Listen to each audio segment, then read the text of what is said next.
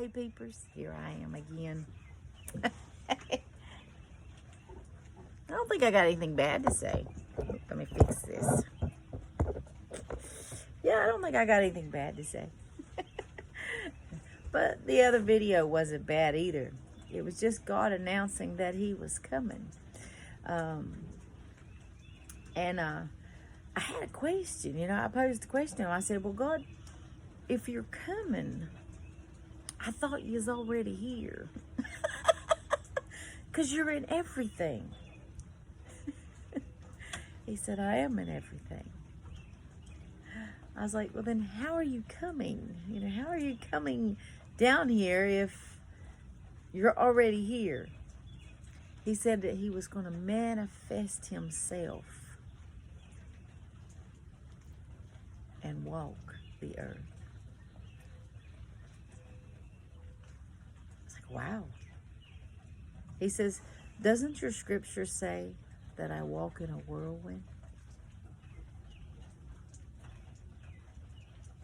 Yes, it does. He said, so fear not, for when I walk, he said when he walks, he doesn't destroy. Might kick up a little dust, but he doesn't destroy. Because he says, I'm love and I'm light. Whenever you hear that, there's destruction or, destitution, or whether you hear of disease and famine and all them things, he says, those are not him. Those are the shadows, the evils of the world and his followers that are trying to make you believe that it's God. He said, I am not easy to wrath, as many try to tell you I am. In fact, he says, I don't wrath at all. That's why I give you choice. See, we have a choice to choose. And depending on what we choose, depends on our life. Whether we have, put down the shield, so to speak, and allowed the evils of the world to bombard us. Or whether we keep the shield of God up and we see the evil. It's all around us, but it cannot touch us unless we allow it to. By putting down that shield, by taking off that armor.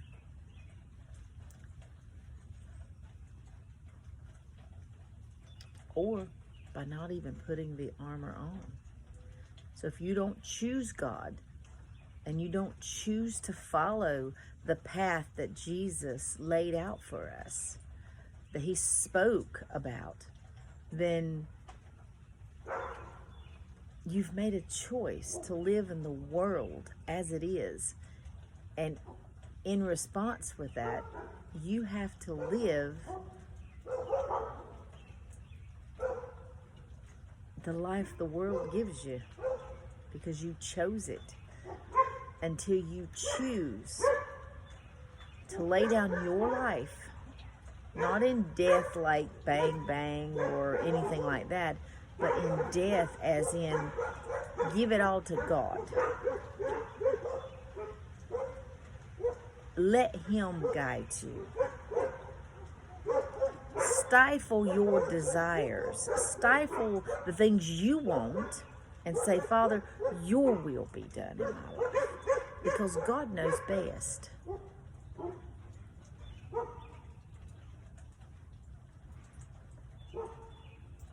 So when I asked him, how are you going to do that? That's why he said he was going to manifest himself. And he was going to walk this earth. And he says, your scriptures say God walks in a whirlwind. But he said he would not damage us. He would not hurt us. He's not coming to hurt us. He's coming to manifest himself to see all things, good and evil. So be ready to be strong and to have faith. No matter what comes your way, know that God is with you. No matter what. Because like he told me yesterday he says, you've given me everything. What do you have? You've given me your family. You've given me your fur babies. You've given me everything that you have accumulated, you and your husband together in this world. He said, you've given me everything. So what do you have? You should have nothing. You should have already given up everything. As Jesus told the rich man, give up everything and follow me. Which means give everything to God to do with. He will provide. And so, yes, I've given everything to God. Does that mean that I'm going to be scot-free, and not have anything bad happen? No. You don't have a testament without a test. And those are forms of tests, not by God, by no means. But they're testing your life. Are you really God's? And that's the evil ones of the world doing that. Are you really God's? Do you really love him? Let's see. And that's what Satan did to Job.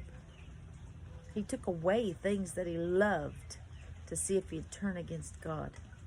Don't turn against God. Don't say, why me, God? Don't say, God, why did you do this? Because God didn't do it. God, why did you take this away? God, why am I enduring this?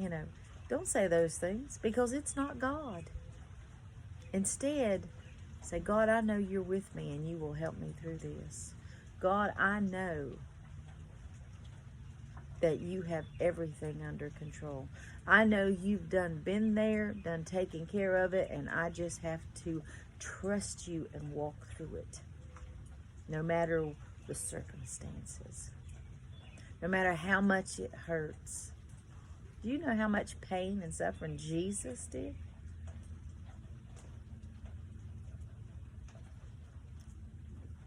You got to pick up your cross too. I got to pick up my cross as well.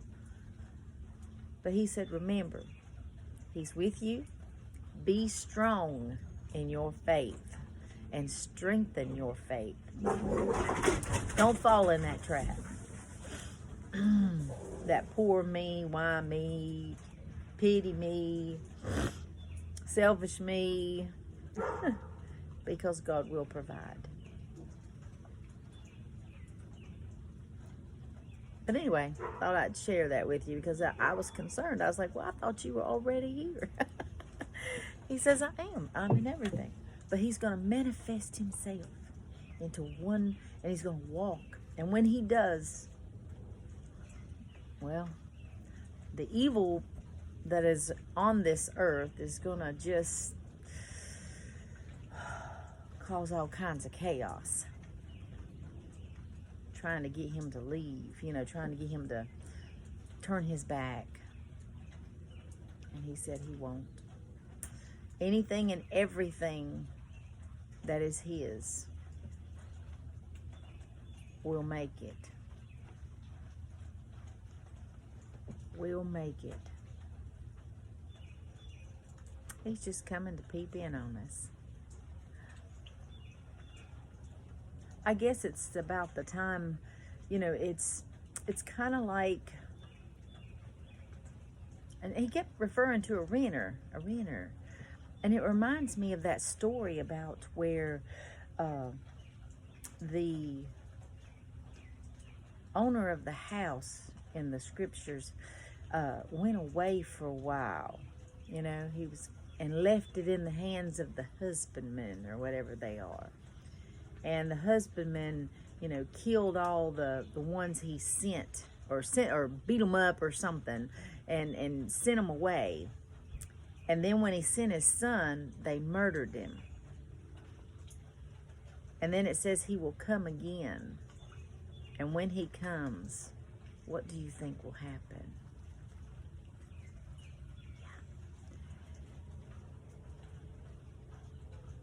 He's not here for his own.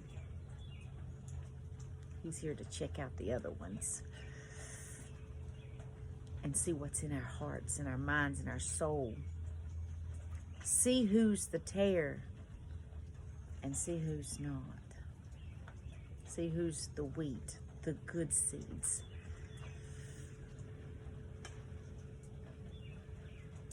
Wow. This is going to be exciting, y'all. I'm excited. In a way, it's kind of scary, but I'm excited because it means Jesus is coming back. Because once God leaves, Jesus is coming back. It won't be long, you know. So I'm excited. A little bit scared, you know, because nobody wants to endure things, but at the same time, I'm excited because it just means we're one step closer. One step closer. And I hope God comes my way because I so want to see him. I don't want to be destroyed, but I want to see God so badly. Oh, it has a bad choice of words to say badly, but I want to see God. I want to see God so bad. Oh, I bet he is so amazing. So, I mean, just the massivity of it, just the gloriousness of it, and the whirlwind when he walks. Could you imagine what it could do? You know, and he says when he walks, he will not destroy. So when his whirlwind walks, he will not destroy. That which destroys will be the evil. Wow. I'm excited, y'all. It's amazing. I mean, I'm not looking forward to the sadness or the watching the world, crumble or fall apart, and, because the evil is trying to, there's a part in Scripture, and it just keeps coming to my mind, where Satan will be loosed for a little while because he knows he has just a little bit of time. I wonder if this is it. You never know. I wonder if this is it, Is that what's coming? Hell and damnation just loose for a little while because he knows he has just a tiny bit of time before he's chained for all eternity and thrown into the lake of fire, that bottomless pit of fire, into the darkness with the gnashing of teeth. Wow. Anyway, I thought I'd come on here and let you know that, I had that question to God and posed it, and he gave me the answer. So y'all be good, be safe out there, and remember, when things start getting rough and tough and rumbly around you, keep God in your mind, in your heart, and in your soul, because that's what he's looking at. In your soul. Love the Lord thy God with all your heart, all your mind, and all your soul. Love him. Look forward to seeing him. Don't be scared of him like people tell you to fear him. All through that Bible, people say, fear not, thus saith the Lord. Fear not. Don't fear him. God is not fear. God is not darkness. God is light. God is love. God is all things good. And yet we are slowly being, over the centuries, desensitized and told that God should be feared. That God is going to damn us. That God is not damnation. God does not damn us. For God so loved this world that he sent his only son. And the world murdered him. So God is not bad. He's good.